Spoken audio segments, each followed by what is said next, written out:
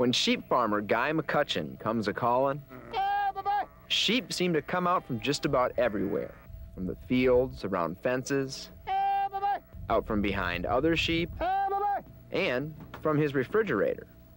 McCutcheon's keeping this dead lamb in his fridge for evidence. Proof. Until I find a research place that can check it out for me. McCutcheon wants a specialist to do an autopsy on his lamb because he's looking for proof of what he says he already knows, that eagles have killed this lamb and many others like it. They just came down and landed on the necks and pierced their neck and the jugular vein and the nerves, and they just go out. McCutcheon says his sheep farm south of Arena is his livelihood, and he's already lost 6 sheep this year to predators. But eagles are a protected species, so even if they're responsible for the dead lambs, there's not much he could do about it until he proves he has an eagle problem. He can contact the property authorities. They are eager to help him. I've been told by USDA that I can tell you that. They'll gladly come out and take a look at it. The DNR's Greg Matthews says USDA officials would have no problem live trapping and moving an eagle if that's what's bothering McCutcheon's livestock. But Matthews says, despite the evidence McCutcheon says he has, it's not likely eagles are to blame for the dead lambs. It's very common in southwest Wisconsin to have coyote depredation. It is very uncommon to have depredation from eagles on lambs. A fugitive who less than a week ago was behind bars left this note in its place, spiting its captors. The note reads, "You underestimate the power of the squirrel. Try to catch me again. I dare you." It's signed Scrappy, and yes, it is supposed to be written by a squirrel to the owners of this West Side Madison home. The owner of the house didn't want to go on camera for fear of retaliation, not from squirrels, but from their neighbors, who police say are more than likely the real authors of this threatening note. Someone had the gall to come into their yard, remove the squirrel, and then leave a note, too. Apparently, it was the love of squirrels, just like the ones that were running around the Capitol Square on Tuesday, that led someone to release the trapped squirrel and put a note in its place. I mean, you have to admit, they are kind of cute.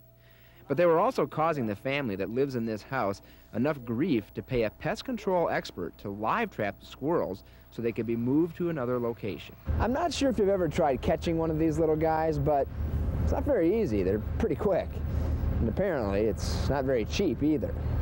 According to the family, it costs $100 to bring the pest control expert out, $75 to set a live trap, and $50 for every squirrel that's removed. That's why police say this might be one of the strangest trespassing calls they've ever gone on, but it's no laughing matter.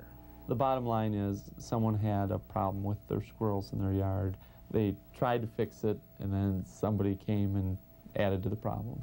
In the meantime, the family has left a note of their own, warning the squirrel sympathizers that they mean business about getting rid of their rodent problem. A week ago, Asmaret Yosef was getting ready to finally become a permanent resident of the United States. Me and my husband, we got all this paper, we got all the information and everything. We took our kids and me, we go to Milwaukee. Yosef says she thought she was on her way to Milwaukee to complete the green card process. After all, that's what her paperwork suggested.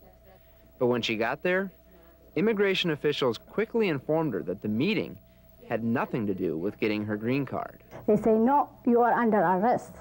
Asmaret says the officers had paperwork saying she was on the run and illegally in the country, and they were going to deport her. Even after she tried explaining to them that she had done everything within the law, they still wanted her on a plane heading back to Africa. I'm not ready for that. My kids, my life, everything, I cannot go home. Asmaret Yosef is married to an American citizen, which is why she thought all was well. She also has 2 American kids. One of them is still breastfeeding, and Asmaret says she can't imagine what life would be like without them near her. I have no idea.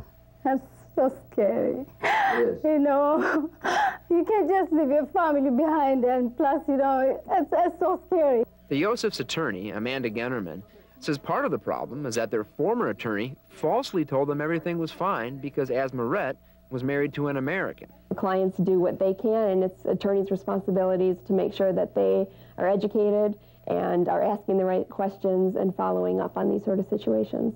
Genderman says the federal bureaucracy is also to blame, calling it a broken system that was giving the Josephs two vastly different sets of instructions. You have a community in Baltimore who's not communicating with what's going on in Milwaukee to what's going on in Chicago. Everybody, the system is not interconnected. Now, Genderman and the Josephs are fighting for more time to prove what Asmaret says she thought she knew all along. Reopen my case, and, we can go from there. If I'm guilty, I'm guilty.